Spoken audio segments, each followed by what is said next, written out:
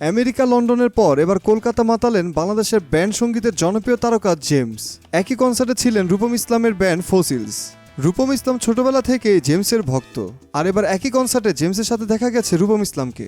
জেমসের সঙ্গে তোলা একটি ছবি ফেসবুকে পোস্ট করে রূপম ইসলাম লিখেছেন, গতকালকের সন্ধে মহাগুরুর হাসিমুখ, একটি আলোকচিত্র যা বাংময়। জেমসের সঙ্গে রূপমের পোস্ট করা এই ছবিটি মুহূর্তে নেট দুনিয়ায় ভাইরাল হয়ে যায়। দুই দেশের সঙ্গীত প্রেমীরা নানান রকম মন্তব্য করেছেন পোস্টের নিচে। জেমসের সঙ্গে রূপম ইসলামের আগেও একবার কনসার্ট করেছিলেন, এটি তাদের দুজনের দ্বিতীয়বার এক মঞ্চে গান গাওয়া। জেমস বলেন, রূপমের সঙ্গে অনেক দিনের সম্পর্ক, ব্যস্ততার কারণে এখন কম দেখা হয়, তবে রূপম সবসময় আমার প্রিয়। প্রায় 5 বছর পর কলকাতায় গাইতে যান নগর বাউল জেমস। সেখানকার নেতাজি ইনডোর স্টেডিয়ামে পারফর্ম করেন জেমস। এদিন বাংলাদেশি ব্যান্ড সঙ্গীতের মহাতারকা জেমসের গানে মুগ্ধতা প্রকাশ করেন কলকাতাবাসীরা। তো ডিয়ার ভিউয়ার্স, দুই বাংলার রক স্টার জেমস ও রূপম ইসলামকে নিয়ে আপনাদের কি মন্তব্য? নিচে অবশ্যই কমেন্টস করে লিখে জানাবেন আপনাদের মূল্যবান মতামত।